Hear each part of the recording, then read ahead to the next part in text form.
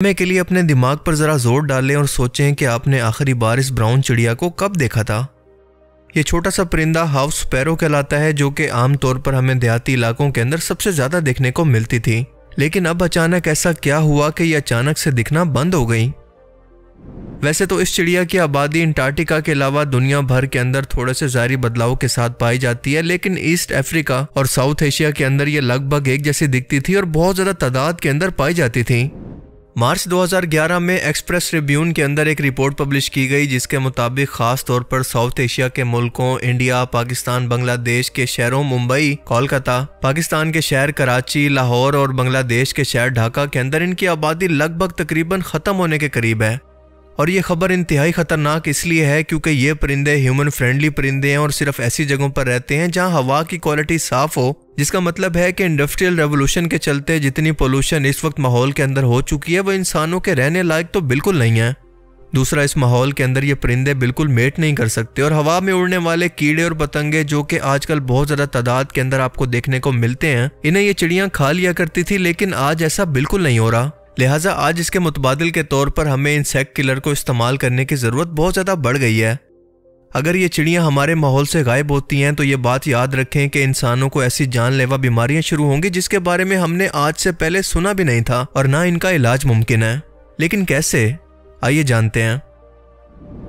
देखिए, आज बहुत सारे फैक्टर्स ऐसे हैं जो कि सिर्फ इन हाउस स्पैरोज को नहीं बल्कि कई लोकल परिंदों की नस्ल को एक एक करके ख़त्म कर रहे हैं। सिर्फ कराची शहर के अंदर इनकी पॉपुलेशन तकरीबन 80% तक गिर चुकी है। बिल्कुल यही हाल भारत के अंदर भी है और वहां पर भी इनकी पॉपुलेशन 80% तक गिर चुकी है, जबकि नॉर्थ अमेरिका के अंदर तकरीबन 85% तक। जब मैंने इसकी वजूहात जानने की कोशिश की तो बहुत सारे ऐसे फैक्टर सामने आए जो कि काफ़ी हैरानकुन थे। मिसाल के तौर पर बड़ी बड़ी ऊंची इमारतें बनाने के लिए दरख्तों को काटा जा रहा है, सब्जे को ख़त्म किया जा रहा है और जहाँ पर कभी इन परिंदों के घोंसले हुआ करते थे अब वहाँ पर इसकी जगह अब हाउसिंग सोसाइटीज़ ने ले लिया है। लेकिन इसके बावजूद भी इन परिंदों ने किसी न किसी तरह से सुराखों के अंदर या फिर ऊपर छतों पर पाइप्स के अंदर अपने घोंसले बनाकर अपनी नस्ल को किसी न किसी तरह से बढ़ाए रखा। लेकिन अब क्योंकि बॉक्स स्टाइल अपार्टमेंट का ज़माना है जहां पर इनके अंडों और बच्चे देने की कोई भी जगह मौजूद नहीं और इनकी नस्ल इसी वजह से आहिस्ता आहिस्ता से ख़त्म हो रही है। पेस्टिसाइड के बहुत ज़्यादा इस्तेमाल की वजह से वो कीड़े जो कि फसलों के ऊपर मौजूद हुआ करते थे और इन्हें ये चिड़ियाँ खा लिया करती थी, अब वो क्योंकि पेस्टिसाइड्स के इस्तेमाल की वजह से ख़त्म होने लगे तो ये चिड़ियाँ भी भूखा मरने लगी। इन पेस्टिसाइड्स या जहरीली अद्वियात के कुछ ना कुछ असरात फसलों यानी फ्रूट और सब्जियों पर बाकी रह जाते हैं, जो कि इंसान इन्हें खाकर अपने जिस्म का हिस्सा बना लेते हैं और यूँ नई नई बीमारियाँ, ख़ास तौर पर कैंसर, इंसानों के अंदर बिल्कुल आम होता जा रहा है। अगर ये काम कुदरती तौर पर इन चिड़ियों पर छोड़ दिया जाता तो हमें कभी भी इतने ज़्यादा पेस्टिसाइड्स को इस्तेमाल करने की ज़रूरत ना पड़ती जितना हम आज कर रहे हैं, क्योंकि अल्लाह ने दुनिया के अंदर किसी भी चीज़ को बेमकसद पैदा नहीं किया और ये सब की सब चीज़ें ह्यूमन लाइफ साइकिल से जुड़ी होती हैं, हमारे कुदरती इन्वायरमेंट के साथ जुड़ी हैं। और जब हम इस कुदरती इन्वायरमेंट को छेड़ते हैं तो दरअसल अपनी तबाही को दावत देते हैं। 1958 के अंदर चाइना के लीडर माओ जेडोंग ने एक ऐसी गलती की थी जिसकी वजह से 4.5 करोड़ लोगों को अपनी जान देना पड़ी।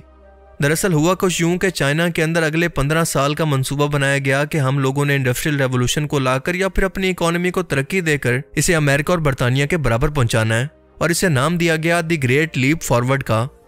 लिहाजा इसी टाइम के अंदर एग्रीकल्चर की परफॉर्मेंस को बढ़ाने के लिए माओ की हुकूमत के अंदर ही ग्रेट स्पैरो कैंपेन को चलाया गया, जिसके मुताबिक चिड़ियों, चूहों, मक्खी और मच्छरों को मार कर बिल्कुल चाइना से ख़त्म करने का प्लान बनाया गया।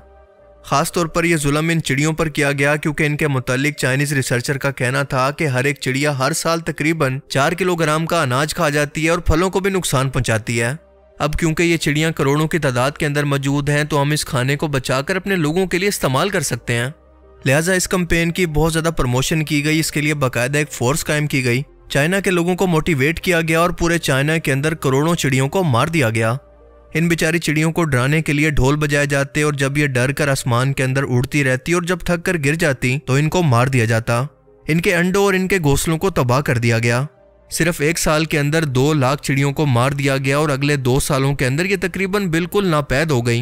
ये चाइना के लोग इस हद तक बढ़ गए कि इन लोगों ने इन चिड़ियों के अलावा बाकी परिंदों का भी शिकार शुरू कर दिया, जिसकी वजह से इनकी तादाद लगभग ख़त्म होने के करीब आ गई। लेकिन ये लोग ये बात भूल गए थे कि ये छोटी सी चिड़िया भी इन्वायरमेंट का बैलेंस कायम रखती है और ये सिर्फ अनाज नहीं बल्कि कीड़े मकोड़ों को भी खाती है, जिसकी वजह से इन्वायरमेंट के अंदर इनकी तादाद बैलेंस रहती है। लिहाजा देखते ही देखते ये चिड़िया एनवायरनमेंट से तकरीबन बिल्कुल नापैद हो गई और इसके बिल्कुल उल्ट कीड़ों की तादाद जो कि एक मखसूस तादाद के अंदर रहती थी, देखते ही देखते करोड़ों की तादाद के अंदर बढ़ने लगी। खास तौर पर टिड्डों की आबादी। ये बड़े बड़े झुंड की सूरत में आते और हजारों एकड़ पर फैली फसलों को चट कर जाते। चाइना के लोगों ने ऐसा हमला पहले कभी नहीं देखा था, लिहाजा इस बार इन्होंने इससे बचाव के लिए स्प्रे भी किए, लेकिन ये स्प्रे उल्टा फसलों को जहरीला करके मजीद खराब करने लगे और इनकी पैदावार भी हद से ज्यादा गिर गई। फसलें इतनी ज्यादा कम हो गई कि लोगों को खाने के लाले पड़ गए, कहत पड़ गया, लोग भूख से मरने लगे। इतनी बुरी हालत हो गई कि लोग सिर्फ मट्टी खाकर गुजारा करने लगे। आखिरकार माओ ने तंग आकर 1960 के अंदर ये प्रोग्राम बंद कर दिया, लेकिन अब तक बहुत देर हो चुकी थी। 1958 से 1961 तक तकरीबन भूख की वजह से 4.5 करोड़ लोग मारे गए और इसके पीछे सिर्फ और सिर्फ एक छोटी सी गलती थी और वो थी इस परिंदे को मार देना। और इस वक्त बिल्कुल सेम यही हालत साउथ एशिया के लोगों के साथ भी हो रही है। कीड़े मकोड़े अपनी तादाद को बढ़ा रहे हैं और पेस्टिसाइड का मुसलसल इस्तेमाल इन फसलों को जहरीला कर रहा है। इसके अलावा ये कीड़े अपनी इम्यूनिटी को भी मुसलसल बढ़ा रहे हैं, यानी हर बार इनको मारने के लिए पहले से ज्यादा जहरीले स्प्रे को इस्तेमाल करना पड़ता है। टिड्डी दल की तादाद हर साल लाखों एकड़ फसलों को तबाह करती है, जैसा कि आप न्यूज में सुनते रहते हैं, लेकिन महकमा माहौलियात इसका कोई नोटिस नहीं लेता, इसके बारे में कोई अवेयरनेस नहीं देता, जिसकी वजह से हम भी उसी गलती की तरफ बढ़ रहे हैं और उसी इंजाम की डायरेक्शन के अंदर हैं, जैसा कि चाइना के साथ हुआ। अर्बनाइजेशन या शहरी आबादी को बढ़ाने के चक्कर के अंदर हमने अपने कुदरती माहौल को तबाह कर दिया है। आज इस घरेलू चिड़िया की नस्ल कशी की एक अहम वजह इनका बेताशा शिकार भी है, फिर चाहे वो आसमान के अंदर मौजूद शिकारी हों या फिर इन्हें पकड़कर गलियों बाजारों के अंदर बेचने वाले लोग हों या फिर इनको आज़ाद करवाने वाले। यहाँ तक कि कई शहरों के अंदर तो बाकायदा इनका गोश्त भी शौक से खाया जाता है, जो कि इनकी आबादी को मुसलसल कम करने की वजह बन रहा है। मजीद एक अहम वजह के दरख्तों की कटाई की वजह से होने वाले हर साल टेम्परेचर के अंदर इजाफे की वजह या फिर ग्लोबल वार्मिंग की वजह से ये छोटा सा परिंदा अब मजीद गर्मी और सर्दी को बर्दाश्त नहीं कर पा रहा। शदीद गर्मियों के अंदर लोगों ने अपनी छतों पर पानी तक रखना छोड़ दिया है, जिसकी वजह से ये छोटा सा परिंदा भूख प्यास की वजह से दम तोड़ रहा है।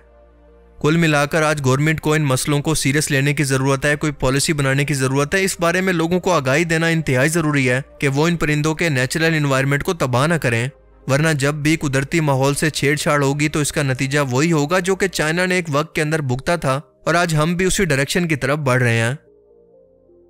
और यही वजह है कि आज अस्पताल मरीजों से भरे हुए हैं, क्योंकि हम अपने जिस्म के अंदर जहर को डाल रहे हैं। इससे पहले इंसानी तारीख के अंदर कैंसर इतना ज्यादा कभी नहीं फैला था जितना आज इंसानों के अंदर हमें देखने को मिलता है। और इसकी एक वजह है पेस्टिसाइड का बहुत ज्यादा या फिर हद से ज्यादा इस्तेमाल और गैर कुदरती काश्तकारी। और ये सब कुछ हो रहा है छोटे से परिंदे को इग्नोर करने की वजह से। और अगर मुस्तकबिल के अंदर भी ऐसा चलता रहा तो हमारा इंजाम भी चाइना से मुख्तलिफ नहीं होगा। लेकिन अफसोस कि आज इस बारे में किसी को भी कोई फिक्र नहीं है। बाकी आप इस बारे में क्या सोचते हैं, अपनी कीमती राय का इजहार कमेंट सेक्शन में जरूर करें।